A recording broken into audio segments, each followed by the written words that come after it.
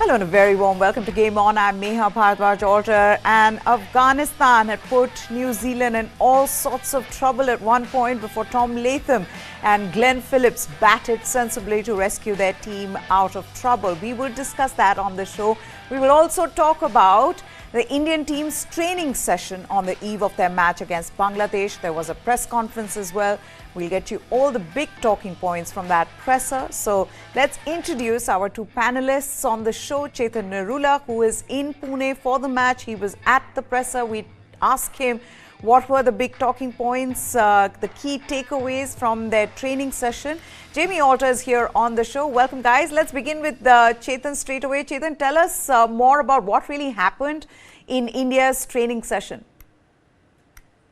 Primarily, Meha, it was about range hitting. I mean, it was a full session today, which is probably the second time, only the second time Indian team has had a full session in this tournament. Usually, the normal situation is that before match day, you only have an optional practice session, and this has been the norm since the time of MS Dhoni. Really, before a World Cup game, you only have an optional practice session. It was Sachin Tendulkar who used to come to all optional training sessions, and guess who is replicating him? It is Shubman Gill, who has been, since he's gotten fed, he's been in both the optional training sessions. Ahead of the Pakistan game, the entire team had showed up. Most of the team had showed up, but today, it was most of the team that showed up. And the batsmen were busy with some big shots, especially somebody like a Virat Kohli, who doesn't usually play a lot of big shots these days, but he was busy with that. And talking about the press conference, of course, the major questions were about whether there would be any changes, whether Mohammad Shami could get a game, whether Suryakumar Yadav could get a game. Obviously, the bowling coach said that that's probably not in the discussion or in the current scheme of things as of now. And I think that's the right call. I don't think, Sky or Shami, either of them, need a game, or you need to make that change and give them a game at this point in time. Okay, so as Chetan was saying, India had their training session today. They take on Bangladesh in the fourth match of the World Cup at the MCA Stadium in Pune. It was a long training session on the eve of the game. They won all three games so far. They're sitting on top of that points table, but they know they cannot take any team lightly, especially after the kind of upsets one has seen in this tournament. The training sessions have been optional throughout this tournament. Why? Because of the hectic travel schedule. India is traveling to 9 different venues. So players have been given that option to decide for themselves whether they want to go for a training session. They're being given that option to decide how their bodies are feeling on that day, and accordingly they go for these training sessions. Last night was a full house. They batted under the lights. Top players were there. There was Virat Kohli, Rohit Sharma, KL Rahul, extended batting session for them last night. Today, all eyes were on Shubman Gill as well. As Chetan was referring to, he's been there at all the training sessions since his return from dengue. So he had a training session today. It was a long session. It's interesting that Chetan also told us about range hitting. Trying to play big shots in the nets. And that's what the Indian team was focusing on. Now, how important is it for India, given that Shubman Gill has been in this kind of form, for him to score big runs in the World Cup? And I think Shubman Gill, more than anybody else, wants it too. So that was the training session. Let's also get Jamie involved in this conversation. Jamie, what we saw even in Delhi, before the India-Afghanistan match, the training session, we didn't have, Virat Kohli wasn't there, Rohit Sharma wasn't there. There were just few batsmen who'd come in for the training session. But it seems to be working out well for India. They know exactly, these modern day cricketers, they know exactly what they need to do in the nets. And I guess this fact that they've been given that option, they've been given that choice, it's working out well for the Indian team. Yeah, look, when you're top of the table, when you've won 3 in a row, when people are hyping you up, and when you've done most things well, really no need to go and tinker and go and change, But like we discussed earlier also, that day is going to come when India are really going to be tested. Okay, they were 2 for 3, which you can argue is the day in the first match when they were really tested. But Mitchell Marsh dropped a catch, and then Virat Kohli did exactly what fans expected them. This is why, yes, KL Rahul walked away with the Man of the Match award, 97 not out. But it was an innings impossible without Virat Kohli's contribution. What happens when Virat Kohli's catch is taken, and he struggles? Do Hardik Pandya, Ravindra Jadeja, and Shardul Tagore, or whichever all-rounder plays in his place? Because let's face it, there will be days when Ashwin will have to play as the all-rounder. Has India's batting been tested to that level? What happens when KL Rahul has a bad day? So I think it's good signs. We're hearing that Ravindra Jadeja was there for a while. Hardik Pandya was also playing some big shots. We need that, because that day will come when Hardik Pandya will not just be relied on to provide the fireworks, but also bat deep. Bigger tests lie. I think Chetan and I have both mentioned at least once, if not multiple times, that match against South Africa at Eden Gardens. That's a big ground. You're going to need to find boundaries. What happens if South Africa have you on the mat there? So every single match, I hope that India play with the ruthlessness with which they played, especially against Afghanistan in tomorrow's match, because I'm not saying Bangladesh are minnows by any standard, but you still need to get maximum points, get all boxes ticked, boost your net run rate until the New Zealands, the England, the South Africas come your way. So again, all signs are that India should win tomorrow. Let's hope for a big match. But overall, no real need for India to be concerned yet. Okay, now what one has seen in this tournament is, Chetan, upsets, and even today it looked like at one point that Afghanistan were going to cause an upset. Of course, then things changed. We talk about that game, but we can be sure of one thing, that none of these teams, the top teams, will take some of the other smaller teams lightly. That one can be sure of. So having said that, I think India are going to go full throttle against Bangladesh, because they know what's at stake. They want to win every game from here on. I mean, especially against Bangladesh, I think India will not take it lightly. Bangladesh have beaten India in World Cup in the past, and it was a very costly loss for the World Cup, for ICC, for BCCI, for one of the sponsors who had their entire golden colored drink, campaigned around that particular World Cup. It was a disaster. So I think the Indian team is fully aware of what's at stake, and I think that loss actually kind of lit up the rivalry that is India versus Bangladesh. It has come into its rivalry in its own terms. There's India-Pakistan, there's India-Sri Lanka, somewhere in between, there's India-Bangladesh. It can get a little, angsty on its day if there's decent competition, given the conditions, obviously. But I think India will have the heavier hand in this particular game against Bangladesh.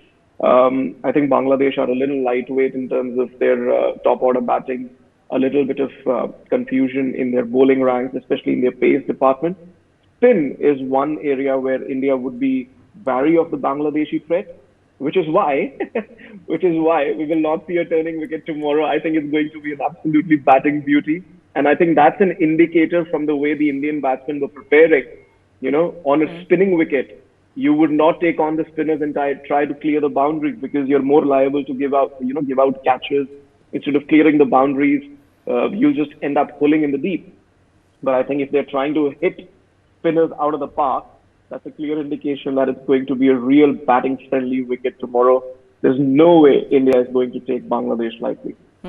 Okay, now for the press conference, they had India's bowling coach, Paras Bhambre, who came in. Let's also put some quotes up and talk about what could be India's strategy after that presser. Paras Bhambre spoke about how India are not going to take Bangladesh lightly, and rightfully so. He says, when you enter a World Cup, every team will pose you a challenge. So, from our perspective, maybe any team, I don't think we'll take anyone lightly. That's the discussion that we had. That's one of the points that we spoke about can happen. So, I think this is every team from here on, they just know there's no team that you should be taking lightly. So that's one point that we spoke about, can happen from our point of view every game, because we are the only side playing on 9 different venues and 9 different teams they're playing. They're going to be 9 different surfaces that offer different challenges for us. So we want to prepare for that. So maybe Bangladesh or maybe Netherlands, I think we want to treat that game equally important. That's Paras Phambre talking about what they look to do against Bangladesh, and rightfully so. As we've been saying, Jamie, that you cannot, in this tournament, it'll be foolish to take any team lightly. There should be no complacency whatsoever, given what we have seen. But what is it that you think India will strategically think of against Bangladesh? You know, when they're planning today, on the eve of the game, what are the big talking points likely to be? I mean, look, who knows, right? Chetan and I were talking elsewhere before this show. How much do we read into what Paras Phambre has said? You know, if they're playing Meha with the same 11, then I think the most obvious issue would be what are we going to do with Shardul Thakur, right? I said it after the game against Afghanistan. Okay, he fits into your best 11, understandable. But if you're only bowling 6 overs from him, clearly someone has to put their hand up and say, okay, somewhere we made a mistake. Because if a player is fitting into your 11 and he's only bowling 6 overs, then clearly he's not the best person for the job. Okay, Arun Jaitley Stadium, small boundaries, road track, you know.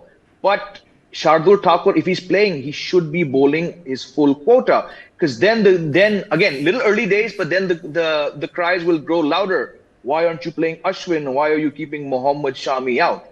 Okay, only 3 games. Game 4, you feel Shardul Thakur fits into your track. Like Chetan said, it probably is going to be, you know, a belter.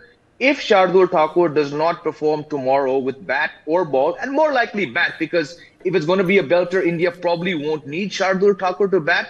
Let's say he doesn't have a good day tomorrow with the ball. How then do you justify repeatedly playing him and keeping out an Ashwin or a Mohammad Shami? Beyond that, they'll probably want Shubman Gill to make up for lost time.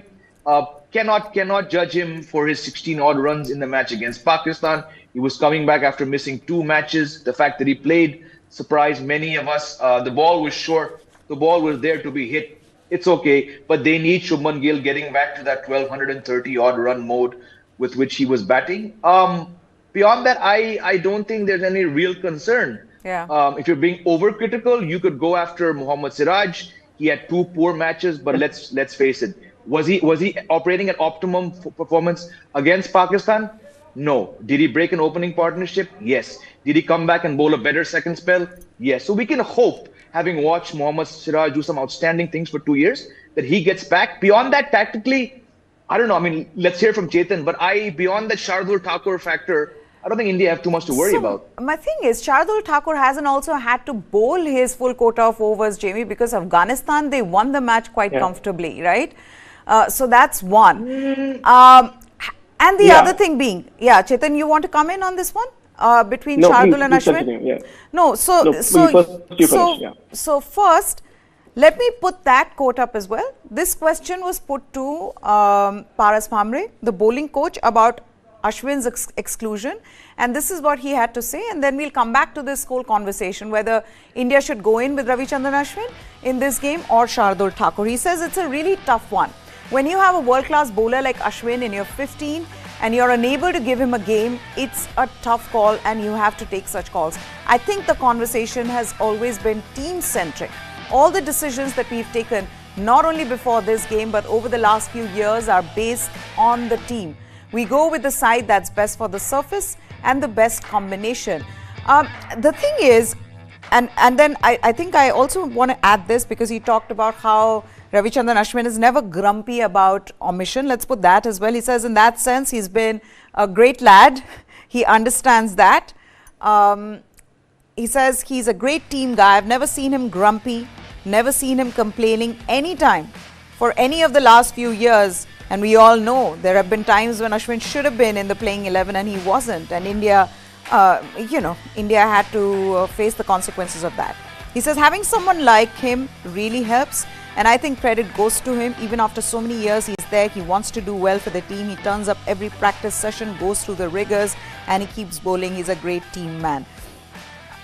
The good thing is that, he's not complaining and he's not grumpy. And I think that he's made peace with it. He's spoken about it openly in interviews as well, that how he's made peace with the fact that there are times he's just not going to find a place in the playing 11. And it's happened over the years. So, I guess he's just figured out how to remain calm. But having said that, the conversation about Shardul Thakur and Ravichandran Ashwin and who should India go for, I'm sure that people will have the same question even before this game, Chetan. My thing is that Ashwin in any conditions is going to, we know what Ashwin can do. And so in that sense, given his experience, his guile, his extensive homework on every opposition, do you just put him in more games than Shardul Thakur? Because yes, Jamie is right in a way that you've not needed Shardul Thakur. You didn't need him in a lot of these matches. So do you think that they'll go for that change in Ashwin? Well, first of all, Ashwin has been grumpy plenty of times. Paras Mamre probably doesn't have a very sharp memory. I remember a few times he's been very grumpy. This World Cup, he's not going to be grumpy because he knows that he's not the lead spinner. He's never going to be in the top 2 spinner category unless somebody gets injured or there's a specific requirement. So if he's not grumpy right now, that's okay. Good on him. Coming to this Shardul versus Ashwin debate, I mean, I get what Jamie is trying to say in terms of the overs that he's bowled, but I think it's wrong to judge Shardul by the number of overs, like you said, Neha. Because on a good day, you want 16 overs from Hardik and Shardul. On a good day.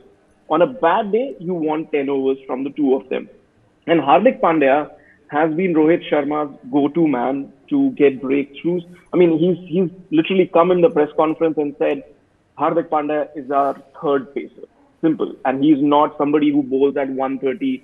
He fully bowls at 140, 145. And we saw in the game against Pakistan when he got that breakthrough and the way he was bowling, Hardik Pandya is your proper third pacer. So, Shardul doesn't really need to bowl his 10 overs. Where we need to judge Shardul is, does he give Rohit Sharma the control over proceedings? Whether he bowls 3 overs, those 5 overs, or 6 overs, or 8 overs. How much control is he giving? Because that's where we compare him with Ravichandran Ashwin. Ashwin has played one game against Australia. The conditions were in his favor. He came first change in the 7th over. And the control he gave to proceedings, Australia never were able to escape from the grip that Ravichandran Ashwin posed on them. And that grip was missing in Ahmedabad when Babar Azam and Rizwan were having that 14-over partnership. I had mentioned that in the show as well, that Ashwin could have given you control over proceedings. They tried Siraj, they tried Bumrah, they tried Jadeja, they tried Kuldeep, they tried Shardul. None of them gave them that control over proceedings during those 14 overs, and it could have hurt India really bad.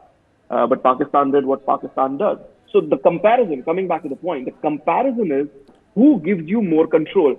And the way the pitches of this World Cup are behaving, to my mind, it has to be Ashwin who plays more matches than Shardul. At the start of the tournament, we said Shardul will play more matches than Ashwin. Yeah. I think a week later, 2 weeks later, I think that has already changed given the conditions out there.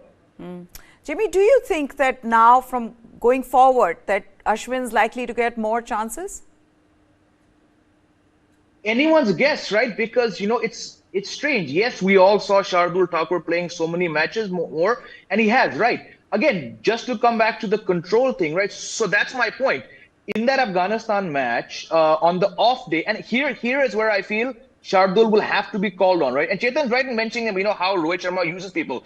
On that day, Shardul went for 5.16. Hardik went for 6.14. Siraj went at 9.5, right? So my argument is, yes, I'm not expecting Shardul to bowl 10 overs, but that was a prime day for him because he gave you more control on the day than Mohammad Siraj and Jadeja and Hardik Pandya. Those are the days where you cannot be, just to my mind, you cannot be using him just for 6 overs. 8, I'm absolutely on the same page. But that day he didn't get 8. He got 6. So that's my problem. If he's not fitting in as a bowler who can give you 8, then you may as well play someone else, right? He's not being used onto bat.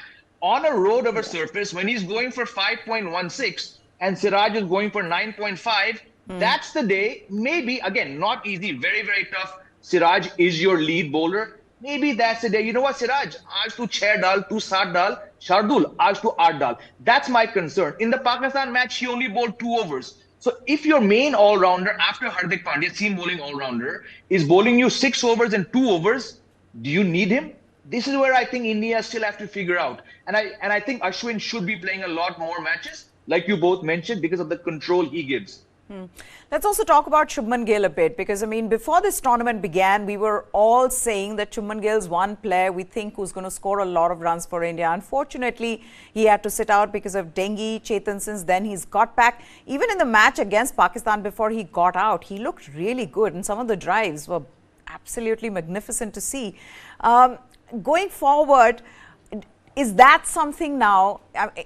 I would think, is that the only thing that's missing right now in the way this Indian batting is performing?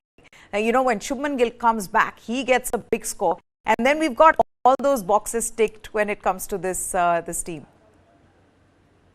Well, first of all, I've been waiting for you to ask me about Shubman Gill, because I want to say that it was the first time I watched him bat at the ground for a variety of reasons, pandemic, some personal reasons why I have not been able to cover so much at the ground over the last 2 years since Shubman Gill has come to the fore, really. And oh my God, TV coverage does not do justice to his timing. You know, he's on par with Rohit Sharma in the time he has to judge the ball and hit the ball, probably more. I don't know how he's going to shape up in his career going ahead. I mean, the signs are good, but it seems like this is a fantastic batsman. I've said he's an all-format batsman. He could be something even bigger. I mean, I was mind blown by the timing. Just 4 boundaries, but I was just blown away with the kind of timing he was producing. Now, to the question you asked, well, obviously you would want Shubman Gill to score those runs and get those, really kick off the World Cup. Yeah. Those boundaries were fantastic. They were looking good, but we would have liked him to score a 50, 70, 80. But right, like Jamie said, it happens. He went after a wide delivery. He's not been in the mix. This was his first game. He's just coming back. The big thing for me was that he fielded for a majority of viewers. A couple of times he went off just to eat a banana or get some drink, and then because he needs to keep up his hydration and energy levels, and then he came up, after an over, he came back on the field. So the good thing was he fielded for nearly the entire 40 overs, and then, he batted for however long he batted. So I think the fitness is there, and I think it's just a matter of time. On these pitches, his timing is impeccable, his form is impeccable, and most importantly, he knows how to build a big innings. About ticking the boxes, I think there's one thing still remaining. What beyond KL Rahul? Sure. India's batting below that hasn't been tested. The problem with India's batting in the last 10 years has been those 20 minutes of passage of play where your top 3, 4 are dismissed, and then your number 5, 6, and 7 need to do the job. So on a day, I hope it doesn't happen again, but against New Zealand in the semi-final or England or whoever it is in the semi-final, I don't know. It could be Netherlands, you never know. So, I hope that doesn't happen. Yeah. But we need that 5, 6, and 7 to get those runs. KL Rahul has got runs, but is he going to get too many opportunities going forward? I don't know. But Hardik Pandya needs to bat. Jadeja needs to bat. For me, that's the only tick mark. If we can win the World Cup without that box being checked, I'll be very happy. But just for those 20 minutes, those vital 20 minutes, if they happen, that's a concern for me. The other thing that's interesting in this press conference, what Paras Bhamre spoke about was when he was asked this question about rotating players, because this is a long tournament. And I think Rohit Sharma as well as Rahul Dravid has spoken about it, about, the need to have everybody fit, make sure that at some point you might need to rotate players, especially your fast bowlers. So this question was put to Paras Bhamre, the Indian bowling coach, and he was very clear on not wanting to rotate the players. He said, right now we've got this momentum and we do not want to lose that momentum. And now I think that's a question that all the teams will be dealing with, Jamie, because it's now where we are is that, we're winning everything. Let's not change the winning combination. Let's not change anything. Let's just keep going with it. But at some point, do you think that might be a problem for teams? Can that be a problem for India in terms of, especially when you need a bowler for your crunch matches like the semi-finals and finals, they may not be fit or they may be exhausted? Yeah, it's going to face every single team because of the amount of travel involved, because of how, Afghanistan beating England and, Netherlands beating South Africa. So things, if you're not making plans, if you're not making contingency plans, if you're not looking at rest and rotation, this World Cup might be that strangely, wildly open World Cup that forces. But again, coming to teams like England, New Zealand, who won 3 out of 3, I still think New Zealand, yes, they've been challenged in spurts today by Afghanistan. But for the same reasons we addressed in the preview show, they should win this match, and India should beat Bangladesh fairly comfortable. So she start to rest and rotate players, in the back end. I'm talking about teams which will be 7-8 points from now. Teams like Australia, who are really struggling. England, they're going to have to change players who are not performing. Can England go on with the Chris Wokes right now? No. Can they go on with the Sam Curran right now? No. They're going to have to make changes. They're going to have to, even if Ben Stokes is not fully fit, they're going to have to bring him on Saturday at the Wankhede against South Africa. So teams would not want to go into the semi-finals without any untested base, which is why I still feel Mohammad Shami is going to have to play minimum 2 matches before the semi-finals. I'm not saying he's going to play the semi-finals. India have a damn good bowling attack. But if anyone does get injured or a niggle pops up, in the day, 2 days before the semi-finals, can India call on a bowler who's not played? Absolutely not. That's why the Skies, the Shamis, they have to get, especially Shami. Shami should get minimum 2 matches before the semi-finals. But I don't think it's going to be tomorrow, if that's where you were going, because someone did ask that question at the press conference. Yeah, okay. Okay, we've got to move on though. Put into bat by Afghanistan skipper Hashmatullah Shahidi. New Zealand got to 30. This is the game that's going on today. And what a match this is turning out to be. Because New Zealand got to 30 before the first wicket fell when Devon Conway was ruled LBW to Mujibur Rahman after a successful review. A 70-run stand followed between Will Young and Rachin Ravindra, which was broken in the 21st over when the latter heaved at a delivery from Azmatullah Omarzai and he was bowled. Young, who was back in the 11 with Kane Williamson ruled out, he looked in control as he scored his second 15 as many matches, which included 3 sixes off the spinners. But he became Omarzai's second wicket of the over when he was ruled to have gotten a faint edge on a drive, which was brilliantly taken by Ikram Ali Khair, diving behind the stumps. A brilliant catch. Things, though, turned worse for the Black Caps when Daryl Mitchell, he hit a ball from Rashid Khan straight to mid-wicket, at which time the score was 110 for 4. The recovery was formed between Glenn Phillips and Tom Latham, who added 144 runs between them, both getting 50s. But at one point, New Zealand had lost 3 wickets in the middle in just 9 deliveries. And it was only because of that partnership, the 5th wicket partnership between Tom Latham, the captain, and Glenn Phillips, that they can say they've done well. Of course, in the last 10 overs, Afghanistan, they created harakiri in the field. They kept dropping catches. New Zealand would have struggled to get to 288 for 6, which they'd be extremely pleased by at this point. But what a topsy-turvy game we've seen so far, Chetan. To think that we suddenly were in that situation where we said, you know what, New Zealand might be in a whole lot of trouble. And they were. Absolutely, it was a fantastic innings, a seesaw innings really. The bowlers were on top of the batsmen fought back. The start was really good. Will Young looked really good. Rachin Ravindra looked really good, although he didn't look like the free-flowing batsman that we saw in Ahmedabad. And then the way Afghanistan fought back, that middle order, Jamie keeps referring to. So you are going to get days when that middle order is going to fail, but then again, somebody like a Tom Latham stepping up. He was given 2 dropped catches. And then Glenn Phillips. I think it showed the strength in the middle order that they can sum up the conditions really well, this New Zealand side, and they can overcome any adversity that comes their way. Is 288 enough? I don't know. I mean, it depends on how the dew plays out. I have a feeling that the softer ball is going to be tough to score off, which is something that we've seen in India matches where Rohit Sharma goes bang, bang. So maybe Afghanistan will benefit again from Ramanullah Gurbaz going hard at the new ball. And I think this is where Jamie said that Trent Bolt, we need that spell. So I think Trent Bolt's spell today is going to be really, really important. I think 288 is a very, very competitive score for Afghanistan.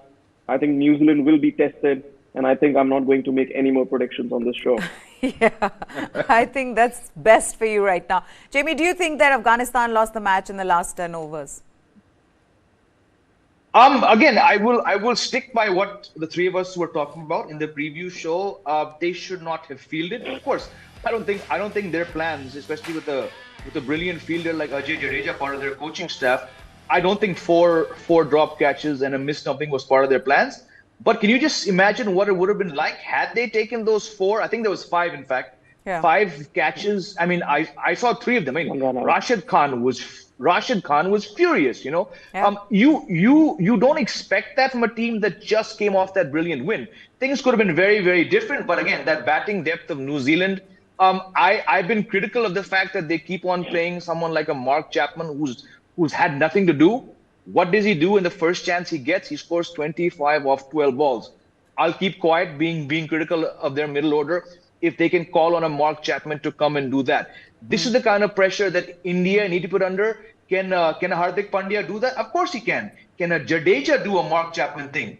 He can, but he's not been doing it, you know. So full marks to New Zealand when they needed Mark Chapman with very few overs. 25 off 12 balls, strike rate of over 200. But that comes after I'm going to use the word predictable. Don't misjudge what I'm saying.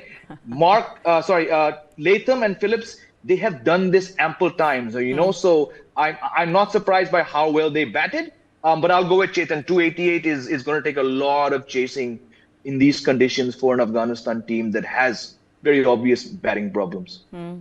Okay, let's move on then to the other big news. Pakistan Cricket Board, they filed a complaint regarding inappropriate conduct targeted at the members of the Pakistani cricket team during the high-profile fixture on Tuesday at the Narendra Modi Stadium. After that high-voltage clash between India and Pakistan, which India won by 7 wickets, team director Mickey Arthur, he opened up about the crowd behaviour at the stadium. 2 days after India's comfortable win over Babar Azam's team, the Pakistan Cricket Board has gone and lodged another formal protest with the ICC over delays in visas for the Pakistani journalists and fans. That's not all. They've also complained about how a section of the fans during the match raised religious slogans when wicketkeeper batter Mohammad Rizwan was walking back to the pavilion. Several fans reportedly shouted Jai Shri Ram multiple times when Rizwan was dismissed and he was heading back to the dressing room at the stadium. The viral video of Rizwan walking back to the pavilion that sparked a huge debate on social media, and now PCB, they have gone and lodged a formal complaint. Let's take reactions from both Jamie and Chetan. Is there even a reason for Pakistan Cricket Board to really complain about something like this, Chetan? I mean, what have they complained? What section? I'll give you the section because this is Pakistan Cricket Board have invoked section 11 in complaints against the fans. Okay, but is there a reason enough? Is that something that they can even complain about? I mean, what are you going to say? The fans behaved badly? They didn't. What did they do? Exactly. I mean, I don't understand what Pakistan is crying about right now. I think the only viable complaint that they have raised right now is the lack of visas to their media. Yeah. Not even to their fans, because a common Pakistani citizen can't really visit India that easily. Like I'd mentioned on the show earlier, I've spoken to a Pakistani journalist and he admitted it's going to be the same when Pakistan hosts an ICC trophy and Indian media or Indian fans are going to go and try and apply for visas. It's probably going to be the same. But I'll come back to Pakistan hosting an ICC trophy. If ICC takes action on Pakistan's complaint about the behavior, the crowd behavior in Ahmedabad, then they must also take action against Mohammad Rizwan for bringing in political views, religious views, not just on his Twitter, not just on his social media, but he's been seen doing religious offerings on the ground, on the field of play. whenever he scores a century, whenever there's a victory. I remember the T20 World Cup in 2021. There were also religious sentiments brought in after Pakistan beat India. So if ICC is ignoring all that, then there is no reason why PCB has gone and complained about the crowd in Ahmedabad.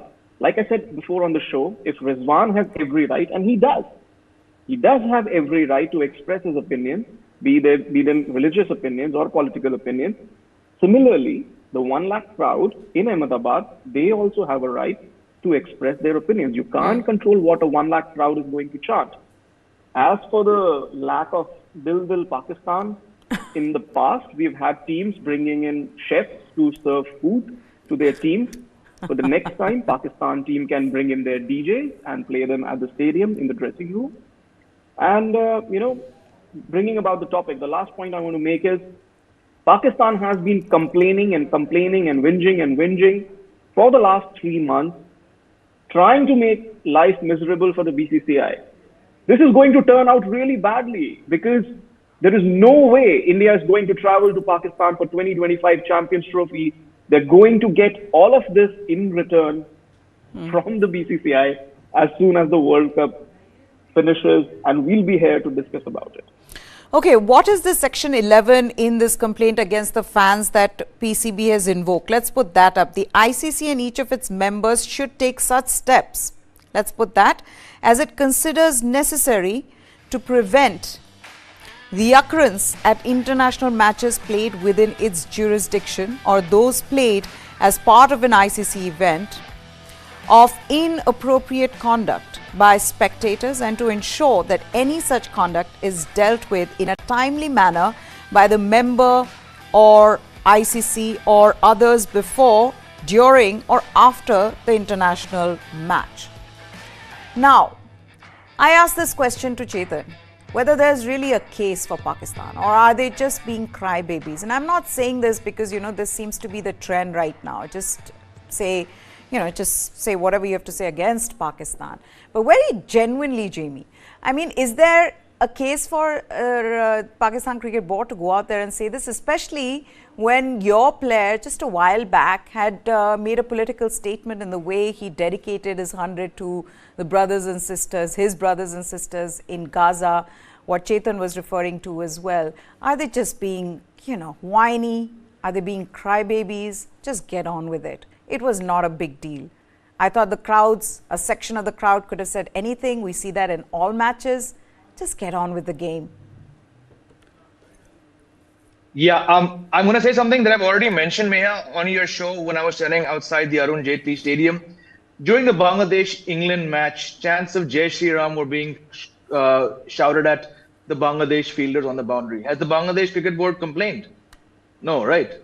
Yeah. PCB needs to move on. Okay, Chetan is right. Everyone has a right to express, be it player and all. So yeah, look, if it's not happening now, and look, this is going to, like Chetan said, this is going to come back and get them. I've been extremely critical of the BCCI and how it operates, but we know the BCCI runs global cricket financially in terms of its fans, in terms of revenue, in terms of the players. No board is going to openly get away with taking on the BCCI, right? There's a reason why Sri Lanka, Bangladesh, they have reason to feel aggrieved. Many times in the past, they're not going to take on the biggest board. Whenever the Indian team travels to Sri Lanka and Bangladesh, and I'm going to add New Zealand here, the revenue of these boards, it doubles and triples, right? The New Zealand boards thrives on tours from India. It needs their players playing with the Indian team. There's a reason why. Is it right? It's not right. But who's going to change it? We can't change it. PCB cannot change it. And I think Chetan said this ample times, 2025, a year and a half from now, you're going to see the answer, So even Mickey Arthur, I didn't get a chance that day to weigh in on what Chetan was saying about Mickey Arthur. He's absolutely right, Mickey Arthur needs to realize Dil Pakistan is not going to play in India. What world are you living in, sir? You need to address your pretty lopsided coaching record first with teams wherever you go. No, you are more of a Panauti coach to certain teams than you are. So stop making these comments. Was it a BCCI event? Absolutely. I agree with you. It was, and it's wrong. but yaar, thoda fielding mein kaam karo, batting mein kaam karo, going after the DJ of all people. It just shows how the PCB and everything in its wake, right from the playing staff to the players, have got it all wrong. Improve your cricket, man. You nearly lost to Netherlands. You're talking about Dil Pakistan. I rarely try to get worked up, but this is nonsense coming, Meha, from the PCB and everyone involved in it. Yeah, absolutely. I agree. And I'm like I said before, this is not because it's trendy to, just say things about Pakistan. Also, the fact that they've been doing it for a while, right? First, they didn't want to travel to India. They kept saying there was this complete uncertainty over it. And we all knew that ultimately they will. But they just kept saying, oh, no, we have to figure out from a government and all of that. Then they wanted venues changed. Then they kept talking about how they're not happy with the security in India. They sent a team here. So there was just so much going on, which is not really cricket related, which frankly, now what is PCB expecting from here, Chetan? Just imagine if ICC comes out and says, you know what, there's nothing, you don't have a case. PCB are just going to feel disappointed, and that's going to be, that'll reflect on their performance on the field of the Pakistan team. Just play the game. ICC chairman. Yeah, I mean, the ICC chairman, yesterday we discussed that on the show. Greg Barclay, he said it, there are criticisms, and after the event, we'll take it into consideration. Basically, he told PCB to shut up, basically. Yeah. And they're still not getting it. They're still not understanding it. And let me just say this. Jamie gave the example of the Bangladeshi players. They know you can't control the crowd. The crowd is going to chant slogans, whatever it wants. If Indian team goes to Bangladesh, goes to Dhaka, the crowd there chants slogans, in favor of their team. Yeah. They can chant whatever they want to mentally destabilize the visiting side. So the thing is, do the Bangladesh players react to it? No. Does the BCB react to it? No. Look at the Afghan players. They are so loved. Look at Rashid Khan, how loved he is in every part of India. So this is not religious persecution at all. It's India, Pakistan. There's always this bit of needling that happens. And if Rizwan can needle a country of 1 billion people, the country of 1 billion people will give it back, and they have every right to give it back. So it's never ending. And like I've said it, regarding their 2025 Champions Trophy, Pakistan is going to get full answer, full reply. Okay, as if this wasn't bad enough, Pakistan cricket team, now they've encountered an unwarranted trouble after their 7-wicket defeat against India on Saturday. A number of Pakistan players are struck by a viral infection. Several players had high fever and flu-like symptoms. While the Pakistan Cricket Board didn't reveal any names, reports suggest that Abdullah Shafiq has been quarantined in his hotel room, Shaheen Shah Afridi, Saud Shakil and these are the players who've been infected. Many players skipped the optional practice session on Tuesday as Pakistan prepared to play Australia in Bengaluru on Friday. While some players are still under medical observation, the Pakistan camp is hopeful that their pace spearhead, Shaheen Shah Afridi, he'd be fit and available for that crucial game against Australia. They'll be keen to move into the top 4 with a win. So this is another problem for them. Hopefully they'll be ready before their game. But guys, coming back to the match that is on between Afghanistan and New Zealand, do you want to make any predictions, or should I just say that whatever you predict, it's going to be the opposite of that? Jamie? Look, good start, but I call the Johnny Best 100 and the 8-wicket win against Afghanistan. We know what happened there. New Zealand have got this. Okay. Still. Yes. Chetan? I'll still go out on a limb. New Zealand have got this. Okay. Wrapping this up, guys, which means that there's another upset maybe we're looking at. But thank you so much, guys, for joining us here. That's it on this special News 9 Live is what you need to subscribe to. For now, goodbye. Thanks for watching.